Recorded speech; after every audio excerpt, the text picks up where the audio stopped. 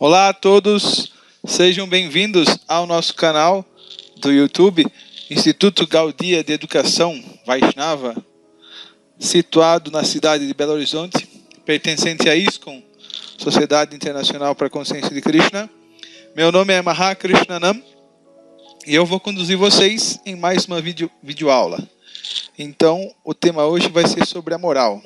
Vamos tentar enxergar, tentar analisar o que o conceito de moral significa para o pensamento, para a tradição ocidental, e vamos ver como é que a tradição Vaishnava, a tradição Bhagavata, a tradição monoteísta do hinduísmo trata o conceito de moral, ok? Vamos lá.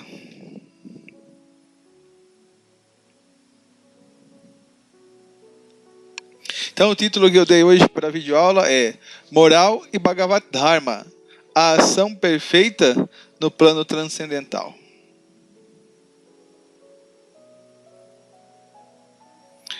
Bom, para a gente começar a aula, sempre é bom um dilema, né? Uma questão.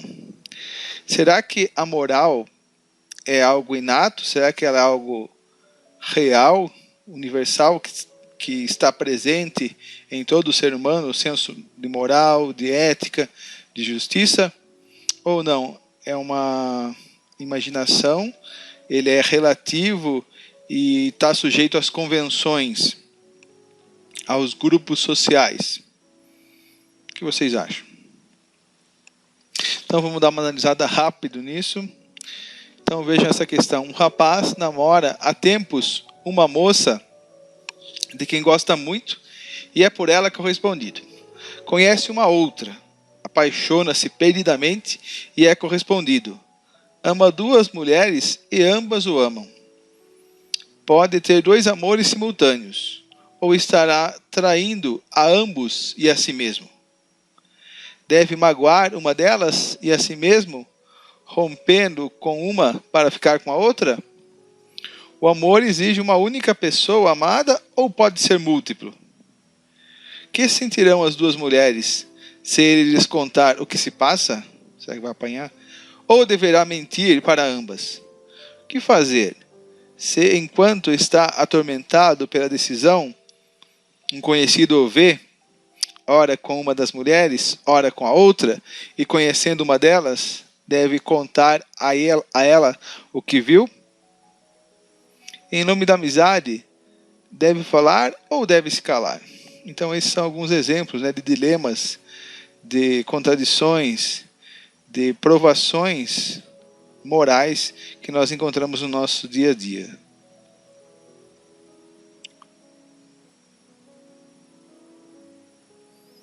Outros pontos. Em certas espécies de aracnídeos, como a viúva negra, após a fêmea desta espécie se acasalar com o macho, ela mata o seu parceiro, que servirá de alimento para sua progenie. Será que ela sente algum remorso ou compaixão por tal atitude? É comum em muitas espécies animais os pais se alimentarem dos próprios filhotes. Isso acontece com os seres humanos ou em alguma sociedade conhecida? Isso é aceito como um comportamento geral e moral na civilização humana? Entre os cães, é comum os filhos, os filhotes, terem relações sexuais com as próprias mães e irmãs, sem serem condenados pelos demais cães da matilha como pervertidos ou incestuosos. Será que essa é apenas uma invenção humana ou teria problema nenhum nós termos relações sexuais com a própria mãe e com as irmãs? Um outro ponto para a gente refletir sobre a questão da moral é a de uma criança de 4 anos de idade. Essa criança sendo violada, estuprada, espancada e assassinada a facadas. Será que isso seria um fato corriqueiro ou ele tem um alarde tão grande devido ao nosso conceito de civilização humana? Será que isso é realmente algo grave, importante, que fere algo chamado nosso conceito moral ou não? Ou seja, será que a moral é algo inato? Será que o ser humano desenvolvido, o ser humano sadio, ele tem algo chamado senso moral? Ou, na verdade, isso são convenções e estão atreladas a grupos específicos, ou seja, ela é relativa? Será que alguma sociedade ia suportar que uma criança de 4 anos fosse assassinada, espancada, violada?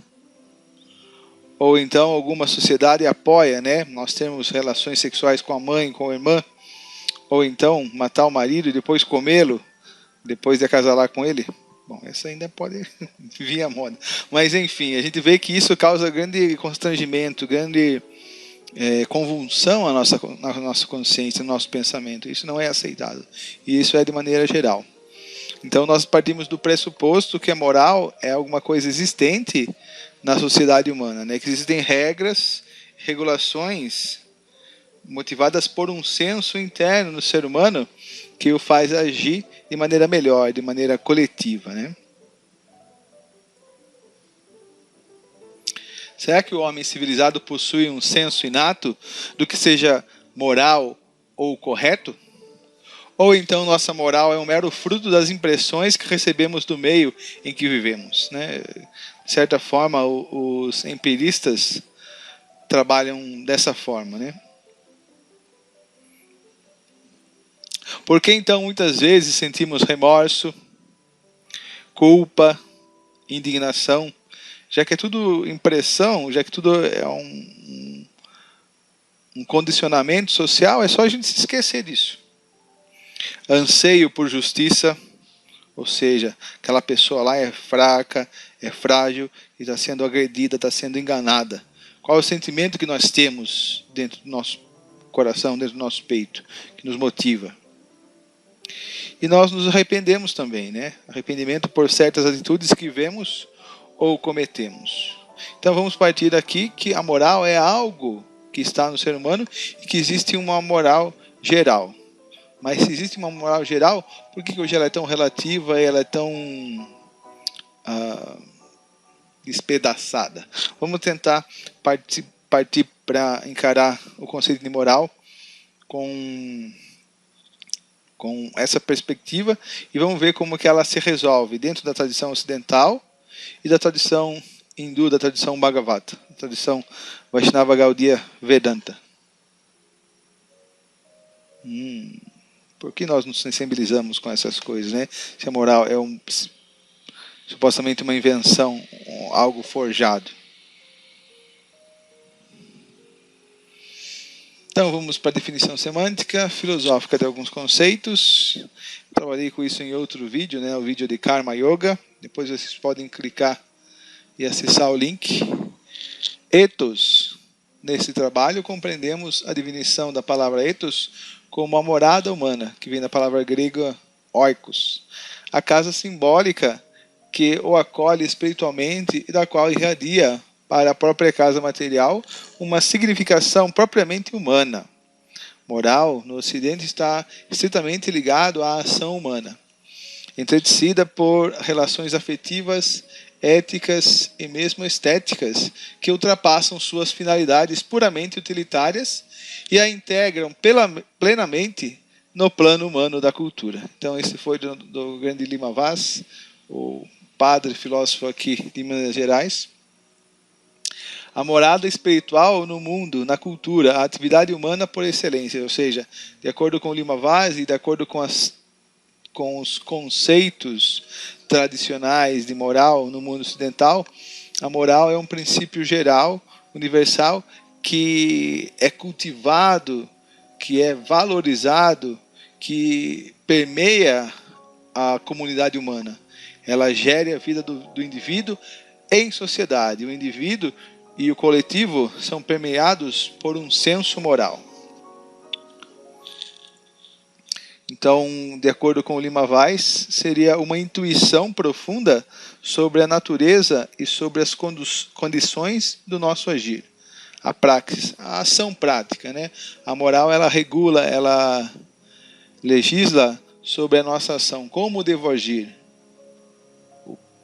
Como deve ser a nossa ação? como deve ser a ação para me causar um bem e para causar um bem geral. São os temas centrais da moral ou da ética. Aqui, como Lima Vaz, a gente não vai diferenciar o termo ética do termo moral. Mesmo porque o ethos, a palavra ética vem do grego ethos, quer dizer costumes, e a palavra moral vem do latim mores também, que se relaciona aos costumes em sociedade e individual humano.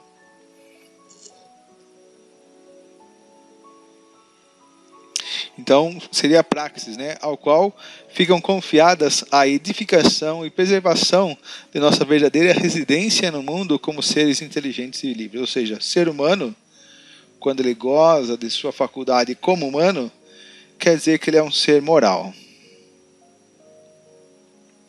Duas das principais correntes da moral no Ocidente. Então, nós temos uma corrente kantiana, que é a corrente deontológica, que é a corrente do dever, e nós temos a corrente aristotélica. Esse desenho do Aristóteles está bem bacana. Na verdade, Aristóteles veio primeiro, né? Século 3 a.C., e o Kant vai vir no século 18, 1750. Vai ser o momento, né, que ele vai estar pensando, filosofando. Século 19 século 18 e século 3 a.C. Então nós temos uma corrente chamada teleológica, o paradigma teleológico de Aristóteles, que aceita a eudaimonia, ou a sensação de felicidade e o bem-estar humano, como o fim ou meta última a ser alcançada. Então, o bem-estar, a felicidade do ser humano, encarando apenas o zoon politikon, ou seja, o homem como um animal político, né? O homem que vive no meio social. Ou seja, lembre-se que a filosofia de Aristóteles, quando você pega o texto Metafísica, ela é muito mais emanente. Aristóteles está muito mais preocupada com o ser aqui na matéria, né? Com o ser aqui nas coisas do mundo. Essa é a principal preocupação do Aristóteles, né? O ser no mundo. Então ele tem esse zoopolitikon como fim último, ignorando sua dimensão sutil e transcendente.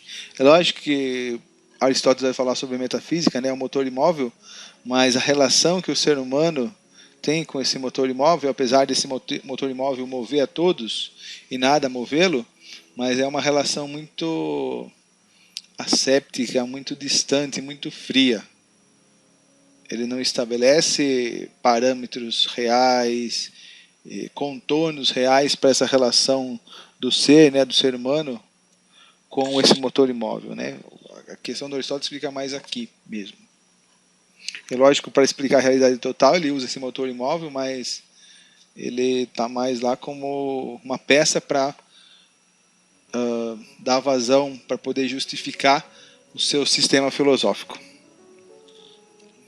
Ao contrário do que fizeram Platão e os filósofos cristãos medievais, só para citar alguns exemplos, né?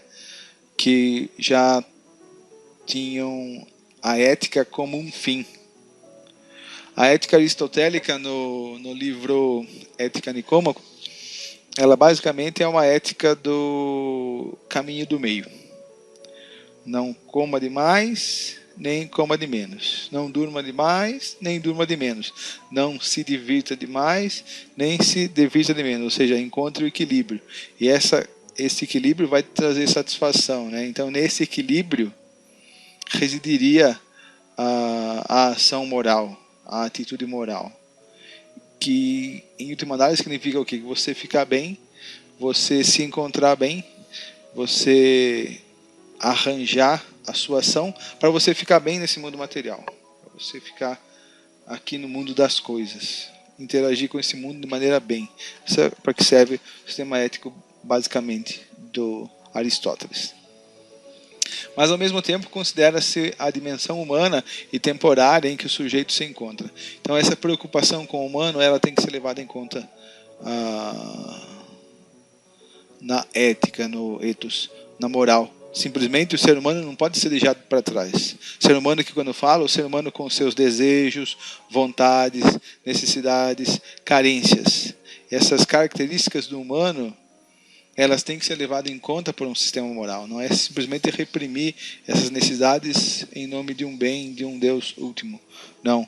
Nós estamos na condição humana e isso tem que ser levado em conta pelo sistema moral. Então, sem mutilá-la ou renegá-la a um aspecto pejorativo ou negativo. O corpo como coisa má, que é uma das máximas de Platão no livro Fédon, né? Tendo em conta suas necessidades, desejos e fraquezas, os quais podem ser canalizados e depurados. Então, essa foi uma pincelada muito rápida sobre o agir teleológico. Teleológico vem do grego telos, que significa um fim. Qual é a finalidade da ação? Então, a finalidade da ação para Aristóteles, ela tem um objetivo, que é o daimonia, a felicidade, o bem-estar no mundo, nesse mundo. Já existe uma ética deontológica, que é a corrente ética pensada pelo Immanuel Kant, pelo alemão Immanuel Kant. Já a deontologia da moral, de uma herança kantiana, onde a moral é definida pelo caráter de obrigação da norma e, portanto, por um ponto de vista deontológico, deontológico significando precisamente dever. Então, essa é uma citação do Paul Ricoeur, francês, século XX, que ignora, então, esse sistema kantiano na Metafísica dos Costumes, na sua obra, ignora as inclinações humanas em nome de uma racionalidade abissal, proposta pelo imperativo categórico, ou seja, faze o bem, né? A vontade boa, né? Que a sua vontade e a sua ação seja um bem, seja bom para todos.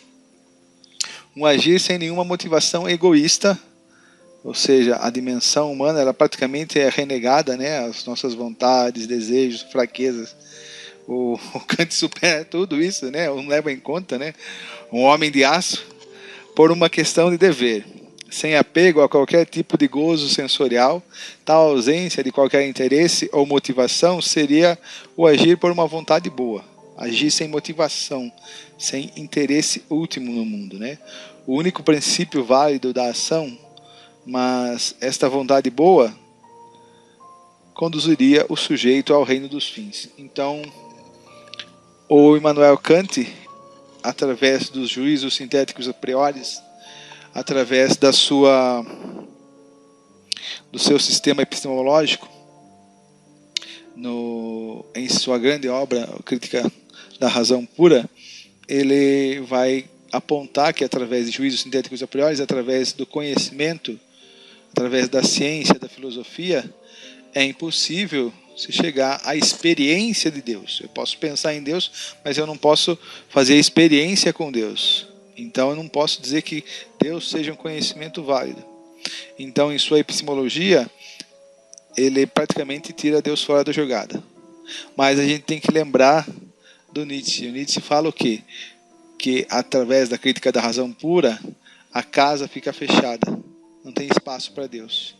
Mas o Kant vai abrir uma janela para Deus. E qual seria essa janela? Essa janela seria o seu sistema moral, o seu sistema ético na Metafísica dos Costumes. Então, quando ele aponta que o agir último, a vontade boa, ela é totalmente desprovida de desejo material, de motivação, de interesse material. Mas ela conduziria o sujeito ao reino dos fins, então ele coloca Deus, né, como a meta do agir moral. De maneira muito discreta, de maneira muito sucinta, mas o Immanuel Kant faz isso. Então essas são as duas correntes básicas da moral no Ocidente, como se desenvolver, né, um agir por um fim, prazer, e outro agir por uma questão de dever, fazer o bem para os outros, independente se eu vou me lascar ou não.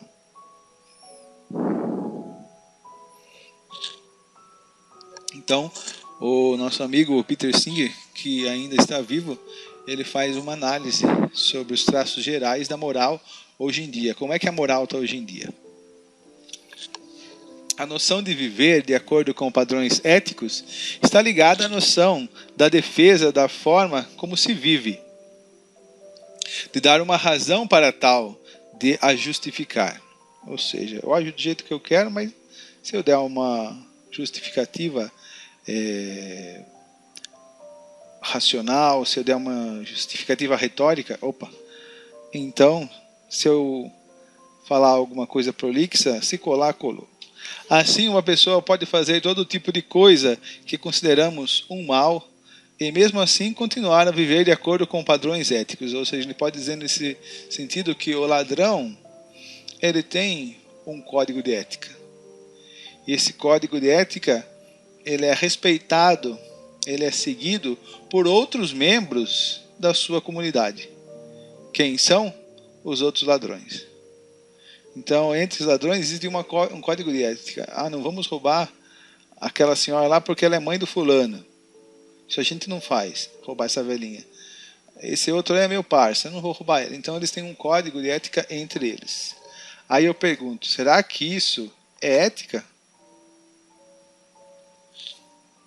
Podemos achar a justificação pouco adequada e continuar a pensar que as ações são mal. Mas a tentativa de justificação, bem-sucedida ou não, é suficiente para trazer o comportamento dessa pessoa para o domínio do ético, em oposição ao não ético. Quando, por outro lado, uma pessoa não consegue encontrar uma justificação para aquilo que faz, ou seja, é só você ter uma boa retórica, podemos rejeitar a sua pretensão de que vive de acordo com padrões éticos, mesmo que aquilo que faz respeite princípios morais convencionais.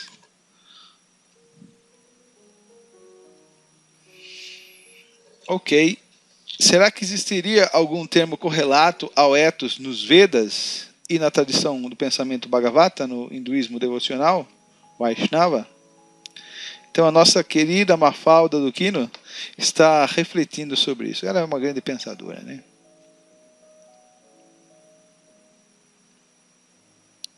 Então, o termo mais correlato, mais próximo que nós encontramos, que dá para fazer um paralelo entre o pensamento oriental e o pensamento ocidental, é o termo Dharma. Vamos ver o que significa Dharma na cultura oriental, na cultura védica. Num plano mais genérico, encontramos a palavra Dharma, da raiz verbal Dri, ou o ato de sustentar. Então, Dharma é aquilo que sustenta, aquilo que mantém, podendo ser compreendido como um conjunto sistêmico de leis, as quais colocariam o indivíduo em harmonia com a ordem do universo, a força ou força cósmica. Leis estas transcritas e fundadas nos Vedas, nas escrituras reveladas da antiga Índia. Sendo assim, tal expressão pode ser concebida como dever, religião, justiça, lei, ética, mérito religioso, princípio e direito. Então, isso de acordo com o Gavin Flood, da Universidade de Oxford. De acordo com a tradição védica, o Dharma é uma espécie de providência. No Mahabharata está dito: muitas pessoas dizem, por um lado, que as escrituras indicam a moralidade. Eu não as contradigo. As escrituras, no entanto, não prevêem todos os casos. Para o desenvolvimento das criaturas, os preceitos de moralidade foram declarados. Aquilo que está conectado com a não violência é a religião. O Dharma protege e preserva as pessoas. Assim é a conclusão dos Panditas, de que o que mantém é Dharma. Então, aquilo que sustenta, aquilo que mantém. Por exemplo, quando a gente entra numa casa, ela está totalmente organizada, ela está numa situação dhármica. Mas se você entra numa casa e ela está toda bagunçada, toda suja, de cabeça para baixo, ela está numa situação contrária ao Dharma. Então, da mesma forma que um estudante, quando ele está estudando, então ele está agindo de maneira dhármica. Mas um estudante, quando ele está matando aula, ele está transgredindo o Dharma, né? Então, Dharma é tudo aquilo que vai sustentar o universo. Então, um dos pontos de diferença entre o Dharma e a moral é que a moral se aplica ao ser humano. Ao ser humano em convívio social. Já a palavra Dharma, ela se aplica de maneira universal a cada elemento, a cada coisa do universo. Então a gente pode falar nesse sentido que o dharma da árvore é produzir sombra, produzir frutos, que o dharma da água seria ser molhado, o dharma do fogo é queimar. Então todo elemento tem o seu dharma, tem aquela característica essencial que o mantém, que sustenta as coisas, né? Então o pássaro, ele vai e come o fruto, e do fruto cai a semente, e da semente surge outra árvore, correto? Então esse seria o dharma do pássaro. Ou então a abelha que poliniza as flores. Então veja que eles têm uma função no universo, no cosmos, na natureza. Então isso seria o dharma, né? Isso mantém a abelha em sua posição, a evolui, a torna útil, dhármica, e também mantém o universo, né? Aquele nicho ecológico. Então esse é o conceito de dharma, né? Aquilo que sustenta, aquilo que mantém, aquilo que ordena, que organiza. Isso é o dharma. Então, enquanto o dharma é universal, se aplica a cada elemento do universo, sendo cosmoteândrico, já a ética e a moral ela é aplicada ao ser humano e seu convívio social apenas. O resto do universo que se lasque. Dharma, o sentido do moral e sua semelhança no Oriente. A palavra Dharma pode ser traduzida de muitas maneiras, ou como religião, no sentido das leis dadas por Deus, outra pode ser como ação ou atividades, e até mesmo de deveres prescritos. Aqui então a gente vai ter uma semelhança muito grande com a ética deontológica do Kant. Porém, o Dharma ele não é apenas deontológico, ou seja, a questão de agir por um dever prescrito, né, o conhecido como Swadharma nos textos védicos. Ou seja, qual é o meu dever perante a sociedade? O que eu devo fazer inserido na sociedade? Então, isso os Vedas já prescrevem, né? Essa ação no meio social, essa ação correta que mantém a pessoa e a sociedade, isso é Dharma. Por exemplo, o lixeiro. O Dharma do lixeiro é manter a cidade limpa. Então ele vai, com isso, ele recolhe o lixo. Então essa ação do lixeiro é muito importante, é muito útil para a sociedade. Com isso ele mantém a cidade, a sociedade limpa, ou seja, ela tem uma função, o seu dever como lixeiro, ela tem uma função social, né, que mantém, que sustenta a sociedade. E essa função como lixeiro, através dela ele ganha seu sustento. Ou seja, ganha um salário. Isso é Dharma. Então a ação do lixeiro, karma, traduzido como trabalho, como ação, isso vai mantê-lo, vai sustentá-lo. Já a ação teleológica aristotélica, ela tem um fim. Então, o Dharma, a ação no contexto védico, também tem um fim. A ação Dharma dentro do contexto védico também é teleológica. Só que a grande distinção é que enquanto a teleologia aristotélica ela tem um fim, ela tem um contexto material, empírico, o fim último, o telos da ação no Dharma, na cultura védica, ele é transcendental. Ele pode ser material, né, para alguns que alcançar os planetas celestiais, Swarga, mas o Dharma, em sua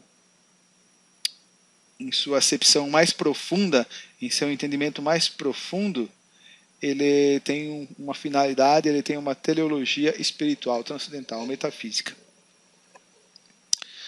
Então aqui, falando novamente os deveres prescritos, como no caso do Varnashram Dharma, né? Ou seja, a divisão social védica, né? Brahmanas, Vaishyas, Kshatriyas, Shudras. Então os Shudras seriam os trabalhadores braçais, os Vaishyas seriam os mercantis, que fazem dinheiro ou mexem com o campo, com os animais, ou seja, a riqueza da sociedade na cultura védica. Depois nós temos os kshatras, que são os líderes, aqueles que precisam liderar, né? Que têm a tendência a serem bons líderes, né? Seriam militares, seriam políticos, né? Líderes governamentais. E os brahmanas. Os brahmanas seriam a cabeça do corpo social, seriam os intelectuais e religiosos, né? Aí religioso no sentido estrito senso da palavra, né? Religiosos místicos e intelectuais, filósofos, pensadores, místicos, santos. Esses seriam os de tendência brahmínica. Então, cada indivíduo na sociedade Varnashram, na sociedade védica, ele tem o seu dever, e esse dever vem da influência dos gunas, né? Das qualidades da natureza material. O Brahmana influenciado pelo modo da bondade, o Kshatriya influenciado um pouco pelo modo da bondade e mais pelo modo da paixão, o Vaishya influenciado pelo modo da paixão e com uma pitada do modo da escuridão ou ignorância, e o Shudra, aquele que serve, que trabalha para as outras classes, ele tem uma influência maior do modo da ignorância. De qualquer maneira, a palavra Dharma é a que melhor preenche um termo provisório semelhante à moral no sentido das leis, qualidades ou atitudes, deveres oferecidos pelos Vedas para se alcançar felicidade e bem-estar último. Dharma em seu estado tênue. Então, em seu estado mais fraco da palavra, Dharma seria o Varnashram Dharma, né, a divisão social. Então, esse Dharma, essa preocupação com o social, como a palavra moral tem, isso seria o conceito de Varnashram Dharma dentro dos Vedas. Vejam que dentro dos Vedas a coisa já é muito mais precisa, muito mais destacada e formalizada para cada indivíduo, né? Quando a palavra Dharma é compreendida em seu sentido mais fraco, somos repetidos a religião motivada, religião materialista, ou as leis estabelecidas nos Vedas, em alguns hinos védicos, contidos em textos como Rig Veda, Samaveda, etc., consta a seção Karma Kanda. Então, karma significa ação, o trabalho, né, a preocupação com o trabalho de cada indivíduo, né, na divisão social Varnashram Dharma. Kanda quer dizer porção, né, a porção materialista dos Vedas, que levaria as pessoas a desfrutarem dos prazeres celestiais em Swarga. Porém, essa não é a única porção dos Vedas. Existe uma porção conhecida como Jnana Kanda, que é tratado da intelectualidade, que está preocupada com a salvação, com as questões filosóficas sobre o Brahman, a verdade absoluta, e o Atma, o ser em si. E existe uma porção última, a mais elevada de todas, que é a porção de Bhakti Kanda, que trata da devoção, da relação amorosa da alma, né? Os sentimentos puros da alma, e seu intercâmbio adoroso com a personalidade da divindade, a personalidade de Deus, Sr. Shri Krishna. Então, essa porção Karma Kanda trata principalmente das atividades fruitivas. Por que fruitivas? Porque toda ação tem um produto, tem uma reação. Por exemplo, se você trabalha no final do... Se o trabalhador executa o seu dever, trabalha, no final do mês vai gerar um salário. Então, esse salário é o fruto do trabalho. Um pintor que pinta, quando ele pinta, ele está trabalhando, esse é o seu Dharma. Qual que é o fruto do trabalho do pintor? Seria o quadro. Um poeta produz poemas, compõe poemas. O compor os poemas, escrevê-los, é o trabalho do poeta. Qual seria o fruto do trabalho do poeta? O poema em si, né? O poema escrito. Então, todo trabalho, toda ação tem um fruto. A característica da porção Karma Kanda é que os seus praticantes, os seus adoradores, a ação em Karma Kanda, o seu praticante ele almeja desfrutar completamente os frutos do seu trabalho. Então, isso caracteriza como uma ação motivada, como uma ação egoísta, né? Então, por isso, trata principalmente das atividades fruitivas conducentes à elevação aos planetas celestiais.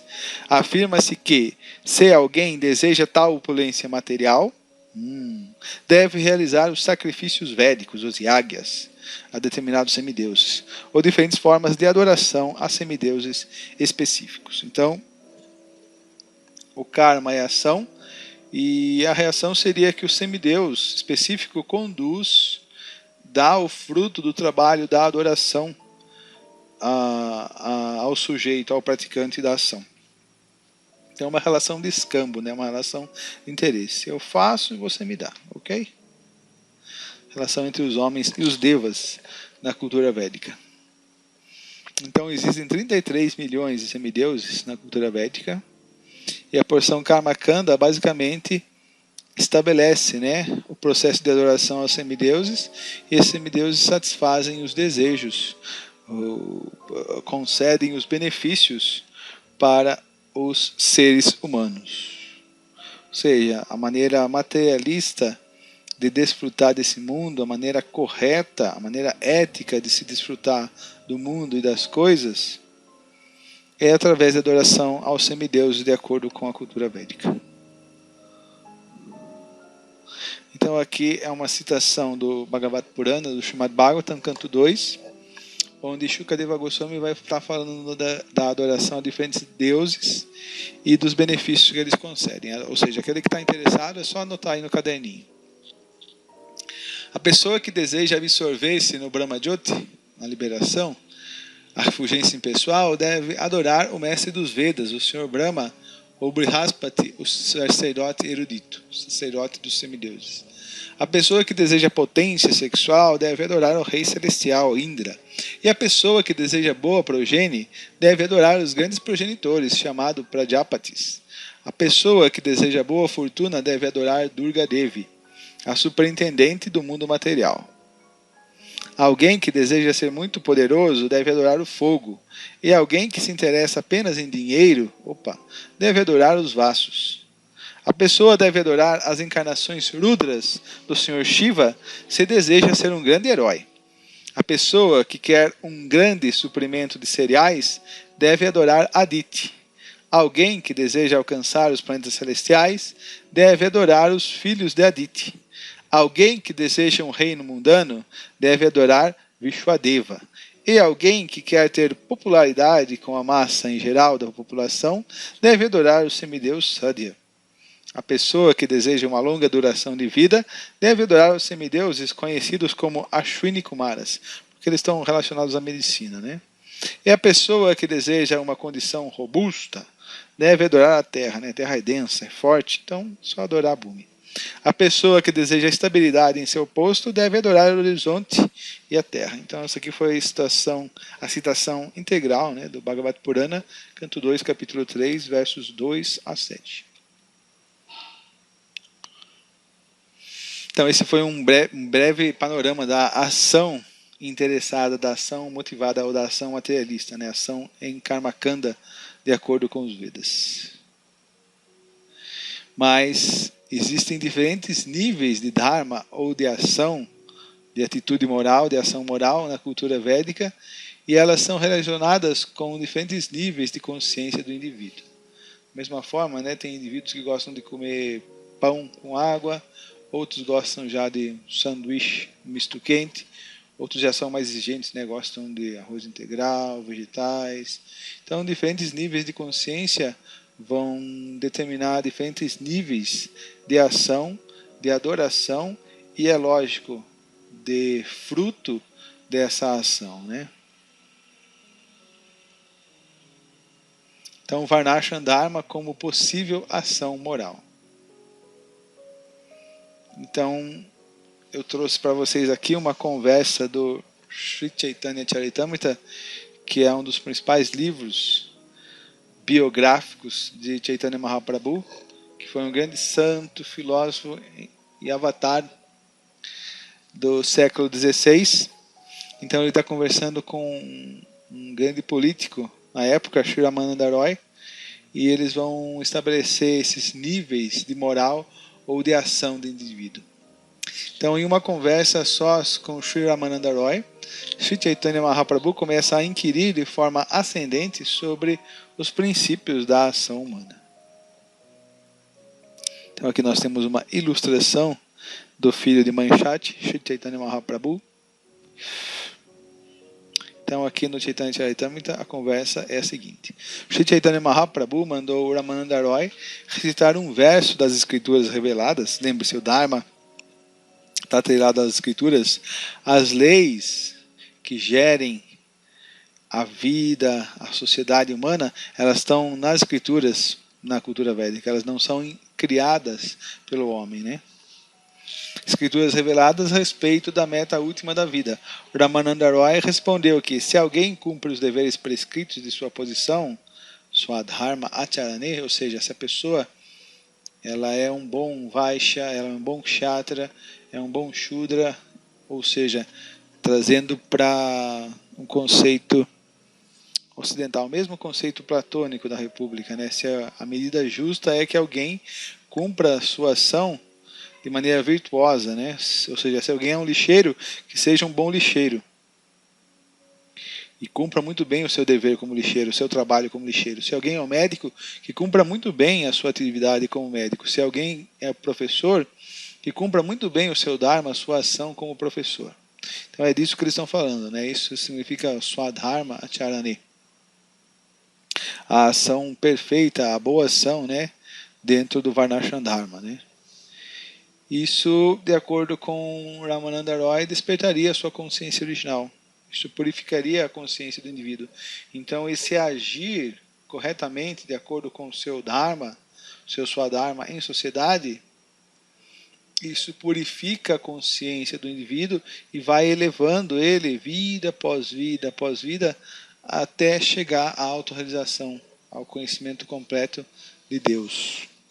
Essa é a versão védica, né? Então esse verso é do Chaitanya Charitamrita, Mahadya Lila, capítulo 8, verso número 57. Então Chaitanya Mahaprabhu respondeu: isso é externo. É melhor que me fales de algum outro método. Então Chaitanya Mahaprabhu rejeita esse método do Varnashram Dharma, que é um método materialista ainda, né? Temporal. Depois a gente vai falar mais sobre isso mais à frente. Então o Ramananda Roy vai subir um degrau, vai subir um patamar a mais, né? Ramananda Roy respondeu: a essência de toda a perfeição é oferecer os resultados de nossas atividades a Krishna. Ó filho de Kunti. Aqui é um verso do Bhagavad Gita, o verso 27 do capítulo 9 da Bhagavad Gita. Ó filho de Kunti, tudo o que fizeres, tudo o que comeres, tudo o que ofereceres e presenteares, bem como todas as austeridades que possas praticar, deves fazer tudo como uma oferenda a mim. Então, a pessoa tem desejos materiais, o que é uma contaminação, é uma cobertura para a alma, para a consciência pura. Então, para ela poder realizar, satisfazer esses desejos, essas necessidades corpóreas, ela interage, ela se encontra no meio social. No meio social ela tem que trabalhar, ela tem que cumprir seus deveres, né? Tem que cumprir sua posição. Mas diferente do trabalhador comum que é egoísta, imotivado e quer os frutos, os lucros só para ele mesmo, esse trabalhador, ele oferece os resultados das suas ações para Deus. Então o trabalho dele, melhor dizendo, ele usa o resultado desse trabalho para cumprir as suas necessidades, né? Ou seja, comprar alimentos, comprar roupas, comprar tudo que é necessário para ele e para a família, mas os excedentes ele dedica à satisfação da Suprema Personalidade de Deus, para expandir essa mensagem, espalhar essa mensagem espiritual, ou seja, fazer propaganda sobre Deus, assim como as pessoas fazem propaganda de um filme, né, para que as pessoas possam assisti-lo, propaganda de um livro para que a pessoa possa lê-lo. Então, a necessidade do conhecimento de Deus também ser propagado. Então, para isso exige dinheiro, né? Então, essas pessoas contribuem com essa expansão, com essa propaganda da mensagem de Deus em larga escala. Isso seria o processo de Karma Yoga, ou ação em consciência de Krishna. Os frutos do trabalho não são mais cobiçados de maneira egoísta. Os frutos do trabalho são dedicados a Deus. Acreditando no Mahaprabhu com os filósofos Advaitavadis em Benares. E o que Chaitanya Mahaprabhu responde? Ele fala: isto também é exterioridade, disse o Sri Chaitanya Mahaprabhu. Está envolvido com karma, com trabalho no mundo, né? Por favor, vá em frente e fala mais sobre esse assunto. É importante ressaltar que, apesar de Chaitanya Mahaprabhu estar ressaltando, está rechaçando o processo de Karma Yoga, mas esse processo é o mais adequado para aqueles que estão muito envolvidos com o mundo material, que estão muito apegados às coisas do mundo. A pessoa vai oferecendo os frutos do seu trabalho a Deus e lenta e gradualmente ela vai se desapegando, vai espiritualizando a sua consciência e vai perdendo interesse pelas coisas do mundo, pelo mundo material. Mas é lógico que existem degraus mais elevados.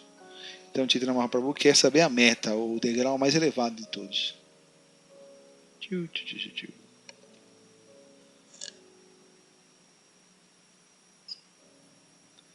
Então, Ramananda Roy recomenda a renúncia, Swadharma Tyaga. Então, renúncia ou Tyaga em sânscrito quer dizer quando a pessoa, depois de ela ter passado dos diversos estágios da vida, ela simplesmente abandona, ela simplesmente se desapega de maneira integral de relações de amizade, família, filho, bens, e simplesmente vai viver sozinho, né, para se ocupar 100% em vida espiritual, em autorrealização.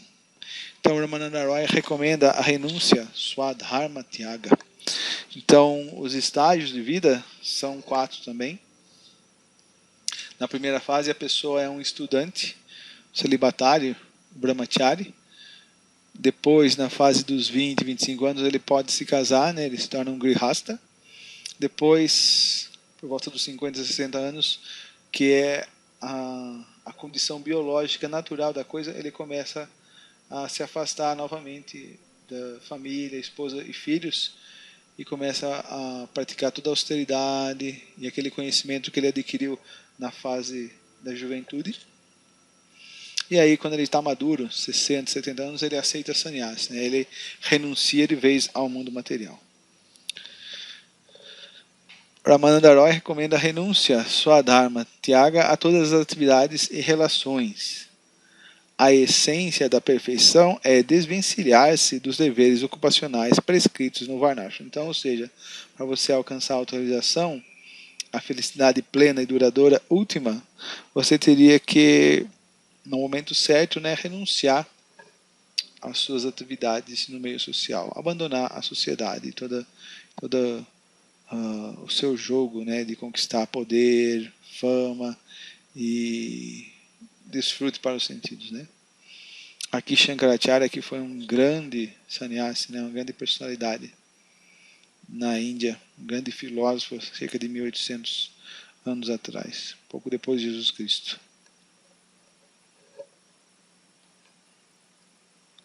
Ao escutar as palavras de Ramananda Roy, o Sr. Chaitanya Mahaprabhu rejeitou-as novamente e disse: ai, ai, ai. Ou seja, ele simplesmente recomendou que se abandonasse todas as ações inseridas no meio social, em busca de autorização, em busca de emancipação espiritual. Mesmo assim, Chaitanya Mahaprabhu acabou rejeitando. Ai, meu Deus do céu. E o que ele disse? Segue adiante e me dá algo mais. O que tem mais elevado do que rejeitar toda a sociedade em nome da busca do divino de Deus? Que? Ou seja, até ele está impressionado, né? Está com os cabelos em pé depois de ouvir essa afirmação, essa rejeição de Chaitanya Mahaprabhu. Devido ao fato da moral e da ética estarem atreladas a uma sociedade específica, quando uma determinada sociedade perde o seu norte, ou seja, aqui para nós o norte da sociedade é a autorização, a emancipação, conhecer Deus face a face, que é para onde ela deve rumar, esquecendo das diretrizes. Quem sou eu? Para onde eu vou? os valores morais, eles também se desintegram e se relativizam, porque quando a moral busca Deus, o absoluto, a verdade absoluta, sem um segundo, sem dualidade absoluta, plena, então nós podemos estabelecer, ancorar a moral em um patamar absoluto. Mas quando Deus sai de cena, quando matam Deus, quando Deus está morto, então a moral se relativiza. Por quê? Porque as coisas no mundo material são relativas. Ou seja, na plataforma absoluta, Deus é o meu pai, é o pai de fulano, de ciclano, de beltrano, de João, de Maria, etc. Mas na plataforma material, não. O meu pai biológico é diferente do seu pai. Então, o outro tem um pai, o outro tem um pai. Então, o pai está relacionado ao corpo, à matéria, ao empírico. Mas na plataforma espiritual, o pai é absoluto. Então, dá para você falar de princípios morais absolutos. Mas na plataforma material, tudo é relativo, né? Tudo é múltiplo, tudo é corruptível. Por isso a moral é desgastada na plataforma material. A ética, as regras e regulações ou os deveres prescritos, yama e niyama, estão conectados e são subservientes a uma busca metafísica. Ou seja, por que eu sigo regras e regulações? Porque eu sigo temperança, controle dos sentidos, para purificar minha consciência e poder experimentar Deus. Quando uma determinada sociedade esquece sua essência suprafísica e se entrega apenas ao físico e ao empírico, a ética se torna tão estável quanto as camadas de gelo com a chegada de primavera, pois seu elo aglutinante, aquilo que mantinha o gelo sólido, firme, aquilo que o mantinha sólido e seguro, fora abandonado. Então isso é uma ideia parafraseada do Franco Volpi, o italiano, né, que vai escrever uma grande obra, né, sobre o niilismo. Determinados indivíduos possuem suas específicas idiosincrasias, suas particularidades, né, ou as coberturas em sua consciência geradas por seu guna karma, ou seja, todos nós estamos interagindo com o mundo, estamos trabalhando, estamos produzindo. Então, interagir com o mundo significa interagir com os três modos da natureza material. Os três gunas, ou os três modos da natureza material, eles são a raiz fundante desse mundo material. Então, quando você está interagindo com pessoas, lugares e atividades, você está interagindo com esses três modos. E esses três modos vão depositando as suas diferentes impressões na consciência, os seus sedimentos na consciência, os sanskaras na consciência do indivíduo. Produzidas por seu envolvimento com os modos da natureza material e seu respectivo trabalho herdado de tais ações pretéritas. Já vem de vidas e vidas. Assim temos a crença de possuir determinada natureza. Eu sou assim, eu sou assado, eu não vou mudar, eu sou assim. Isso é tolice, isso na verdade é apenas uma cobertura. E suas respectivas necessidades atreladas ao corpo, né? É o corpo que precisa. Desculpem. Por isso, apesar da consciência original ser pura, dá-se a impressão de um indivíduo estar evoluindo, melhorando, né? E, portanto, as atividades fruitivas são como um remédio para uns. Por isso, o processo de Karma Yoga, Karma Kanda, em certo sentido, é muito útil para aqueles que estão com a consciência muito encoberta materialmente. Assim como a renúncia aos objetos, ou seja, a renunciar ao mundo, é saudável e é necessário para outros que estão frustrados, que estão enfastiados com o mundo, né? Que, como a renúncia aos objetos sentidos, é o remédio para outros. Porém, em determinadas situações, ambas, tanto a renúncia quanto o apego, podem ser como veneno em um determinado estágio de consciência. Agora sim, vamos lá.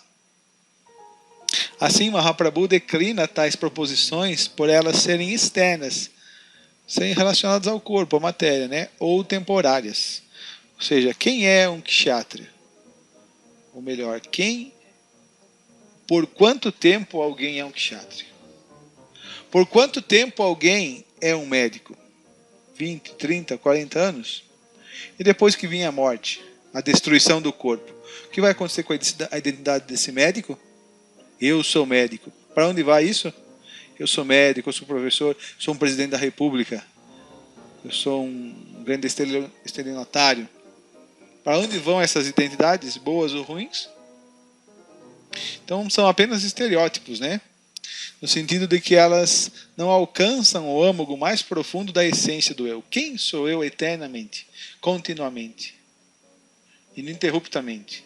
Quem é o eu e o que o que a alma espiritual faz eternamente? Qual é a ação moral perene da alma? Então Chaitanya Mahaprabhu explica, né?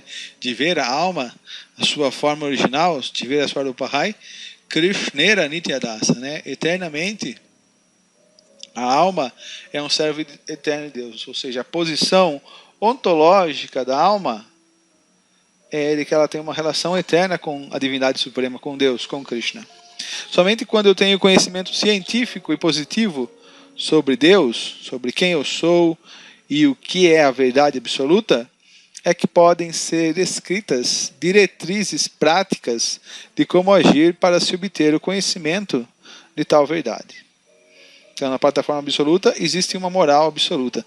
Na plataforma material relativa, na plataforma do interesse egoísta pessoal, nós vamos forjar éticas ou morais de acordo com os nossos próprios interesses. E isso não é moral.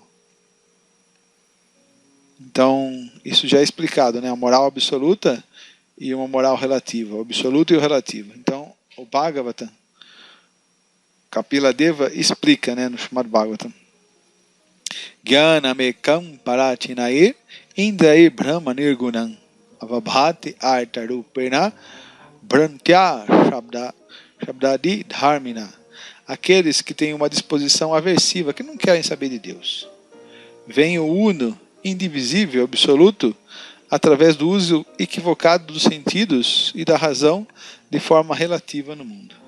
Então, pelo fato desses pensadores, desses filósofos, do homem culto está confundido pela energia material, ele vê tudo como relativo, inclusive a moral. Então, qual é a ação incontingente, imutável do eu? O que o eu sempre faz? Então, aqui sou eu pensando, nós estamos muito interessados nessa questão. Vamos ver se a gente consegue resolvê-la.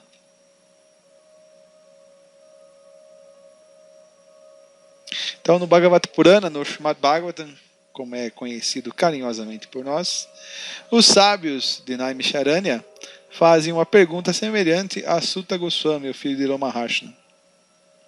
Explica-nos, por favor, de maneira facilmente compreensível, o que verificaste ser, ou seja, ele é um grande sábio, né? Um grande Rishi Sutta Goswami, senhor dos sentidos autocontrolado, o que verificaste ser o bem último e absoluto, Pum San Ekantata Shreyas, para as pessoas em geral, em todos os tempos, em todos os lugares. Então esse verso está no capítulo 1, primeiro canto, verso 9 do Srimad Bhagavatam. Então a resposta dada é o verso famosíssimo, Savai Pum San Paro Dharmo Yato Bhakti Arukshaje Ahaitukiya Pratihata Yayatma Suprasidati.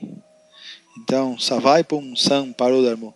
Então, a atividade para todo ser humano, ela tem que ser um Dharma transcendental. Não apenas um Dharma material que não vai levar o ser humano a nada, que vai levar o ser humano a mais enredamento e mais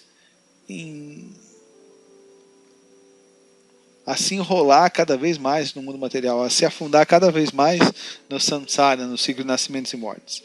Então, não basta ser Dharma, tem que ser um Parodharma, tem que ser um Dharma transcendental, uma atitude, uma ação ideal além. Então, a tradução para esse verso é a seguinte, né? A suprema ocupação, Dharma, para toda a humanidade é aquela pela qual os homens possam atingir o amor a Deus, o serviço devocional amoroso ao Senhor transcendental. Este serviço devocional tem que ser desinteressado e ininterrupto, ou seja, sem motivação egoísta, né? E é só assim que o eu, que a alma vai ficar completamente satisfeita. ênfase na contrapartida.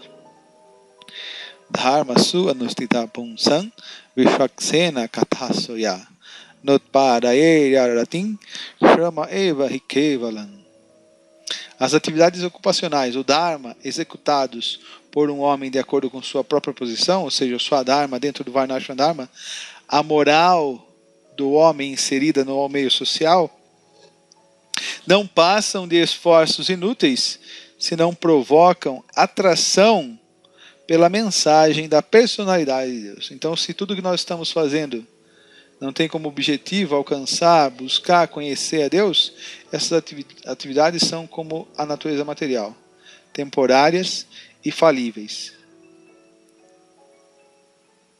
E ainda tem mais.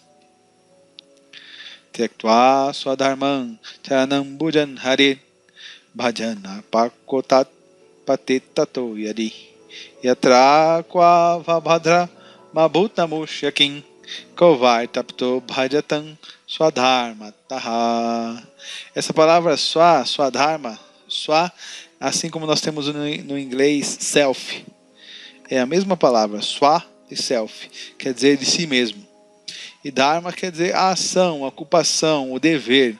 Qual é o dever do indivíduo? O próprio dever. Então existe o próprio dever na plataforma material, que é o Varnashram Dharma, que são as divisões sociais, que é o trabalho em sociedade, mas existe o Swadharma da alma, o que a alma faz. Qual é o Swadharma? Qual é a ocupação inerente?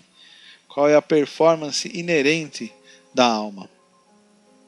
Então o Bhagavatam vai começar a refletir, né? Ele já falou, Savai Punsam Paro Dharmo, Yato Bhakti Adokshaje, Ahaituki Pratihata, Yatma Suprasidati. Yato Bhakti Adokshaje, ou seja, Bhakti, se relacionar amorosamente, eternamente com Deus, essa é a ocupação, esse é o trabalho, essa é a ação moral ideal da alma. Uma pessoa que abandona suas atividades materiais para ocupar-se no serviço devocional ao Senhor pode às vezes cair, enquanto está num estágio imaturo, mas não há perigo de que seja mal sucedida. Qualquer ação feita para prazer da Suprema Personalidade de Deus jamais é perdida. Como Deus é eterno, essa ação feita para Deus, ela também ganha o status de eternidade. Por outro lado, um não devoto, mesmo que se dedique plenamente a seus deveres ocupacionais, um bom chefe de família, um bom engenheiro, um bom pedreiro, um bom empresário, se bem que eu não sei se empresário é um dharma, né? Mas enfim, a pessoa não ganha nada com isso. Esse foi o chamado Bhagavatam, Canto 1, capítulo 5, verso número 17. O próprio Mahaprabhu, Sri Chaitanya Mahaprabhu, irá extrair as conclusões dos lábios de de Ramananda Roy. Efeitos especiais. Então, após Ramananda Roy recomendar a cessação de todas as atividades materialistas, no verso 62 do capítulo 8 do Madhya Kanda, Chaitanya Charitamrita, o serviço devocional mesclado com conhecimento especulativo, Jnana Mishra Bhakti, isso foi recomendado no verso 64. Depois, chegamos então, hierarquicamente, no serviço devocional puro, a consciência já está totalmente pura, quase pura, sem vestígios de contaminações especulativas, Jnana Shunya Bhakti, foi falado no verso 66, serviço devocional em amor estático, aí sim, aí a consciência pura, Prema Bhakti, no verso 68, e as fases de Dasya, ou seja, ser um servo da Suprema Personalidade de Deus, Sakya, um relacionamento amoroso como um amigo da divindade suprema, Senhor Krishna, Vatsalya, poder se tornar pai, mãe ou parente da própria Suprema Personalidade de Deus, nos versos seguintes. Ramananda Roy satisfaz o Senhor Gaura Hari, dizendo que canta prema, ou apego conjugal a Krishna, Madhurya Rasa, né? O sabor da relação conjugal. Sim, a alma pode desfrutar, a alma pode visualizar uma relação conjugal de amantes, se tornar um amante da própria Suprema Personalidade de Deus. Então isso chega à sua meta máxima, né? No verso 80.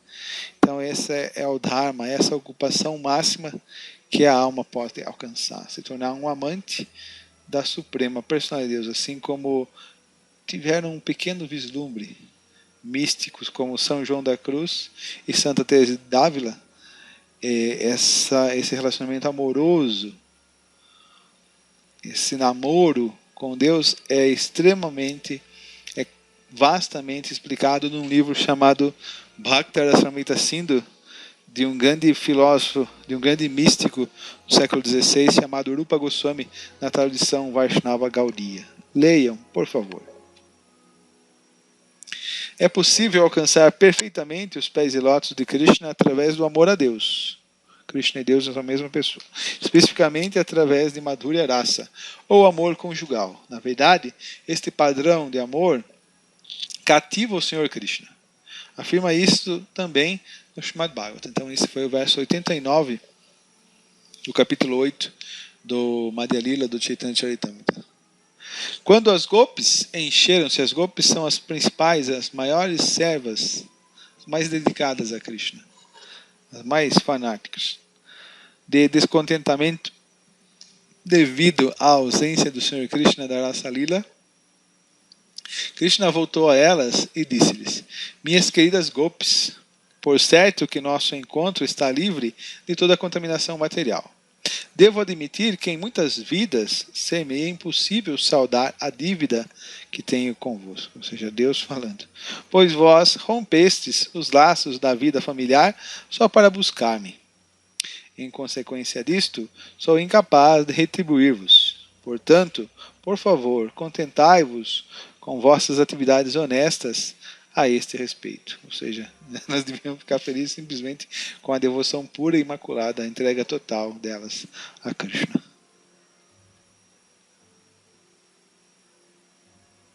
Então, como deve ser a ação ética a causar o maior bem-estar não só a um grupo de indivíduos, mas a todos os seres vivos, não só para o corpo grosseiro e sutil, mas ao verdadeiro eu, a alma.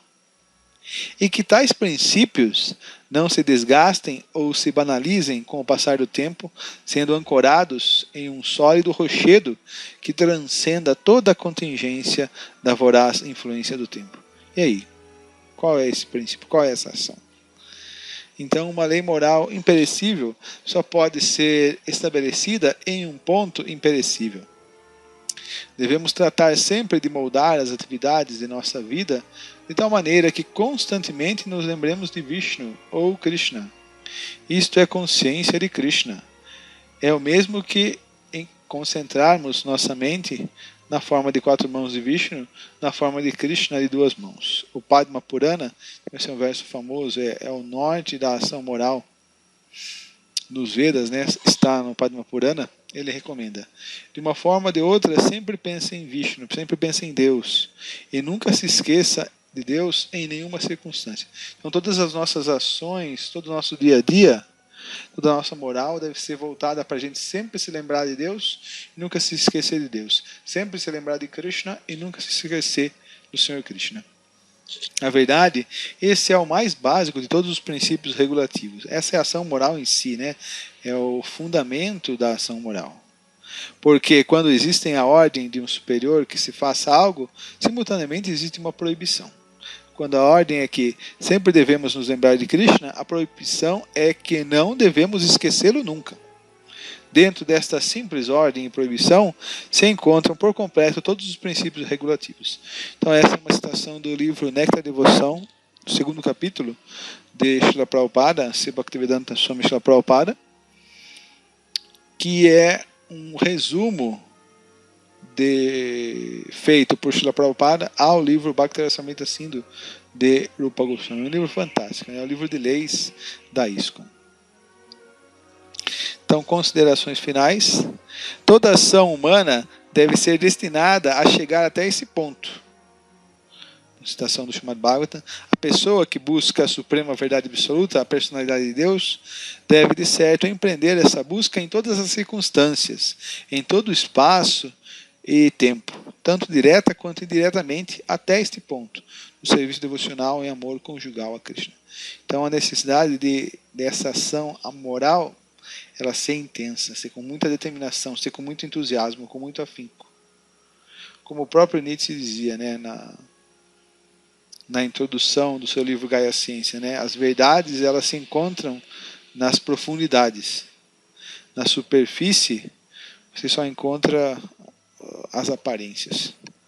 Tal serviço devocional, Bhakti, ou método para se conhecer Deus, só pode ser obtido através da audição submissa daqueles que realmente conhecem Deus. Sem a intervenção arbitrária, ou seja, somente os místicos que estão fazendo a experiência direta com Deus podem relatar Deus de maneira fiel. E por ouvir esses místicos, nós também nos contagiamos com apego, com amor a Deus. Sem a intervenção arbitrária do empirismo imperfeito ou da razão limitada. Ou seja, através dos sentidos materialmente contaminados, ninguém pode compreender os atributos de Deus. Só através de um outro método, só através do serviço devocional submisso, Sevamukha Hridhodol, é que o nome, forma, passatempos e qualidades de Shri Krishna, da suprema personalidade de Deus, são revelados. Então Deus se revela quando você se aproxima, quando você usa o método correto para se aproximar dele. Quando existe o desejo intenso por dominar o mundo sensível, ou uma importância superestimada de nossa temporária e simplória personalidade, ou seja, quando eu quero desfrutar, dominar, me assenhorear do mundo, ou quando eu dou uma importância muito grande à minha personalidade, devido ao falso ego, devido à ignorância, tal audição da personalidade de Deus fica eclipsada pela escuridão da própria energia divina externa do Senhor, Mahamaya, e a entidade viva aceita o impermanente como permanente, e aquilo que é causa de sofrimento como fonte de gozo, como fonte de prazer e felicidade. Ou seja, a entidade viva, a alma, o eu, fica em ilusão. O Prabhupada falando sobre o dever eterno do eu. Às vezes se traduz Dharma como religião, mas não é este exatamente o significado. Dharma realmente significa aquilo que não se pode abandonar, aquilo que é inseparável de alguém. O calor do fogo é inseparável do fogo. Portanto, o calor é considerado Dharma, ou natureza do fogo. Analogamente, Sadharma, Sad quer dizer eterno, né? Ocupação eterna, significa ocupação eterna. Essa ocupação eterna é dedicar-se ao transcendental serviço amoroso ao Senhor. O objetivo da filosofia Sankhya de Kapiladeva é propagar serviço devocional puro e impoluto. E por isso ele é chamado aqui de a mais importante personalidade entre aqueles que conhecem a ocupação transcendental da entidade viva. Então esse foi o significado de Srila Prabhupada, ao verso 11 do capítulo 25 do terceiro canto, né, a sessão de Kapila Shiksha. Então aqui nós encontramos Srila Prabhupada em combate, né, respondendo a muitas perguntas. Srila Prabhupada aqui. Jai. Radha e Krishna, a Suprema Personalidade de Deus, a forma da forma. Então, muito obrigado. Nós ficamos por aqui. Que tenham um bom dia ou uma boa noite. Por favor, se inscrevam no canal, deem um joinha para a gente poder propagar essa mensagem Bhagavata, essa mensagem pura e completa sobre Deus para o mundo que tanto necessita. Muito obrigado. Hare Krishna e tchau!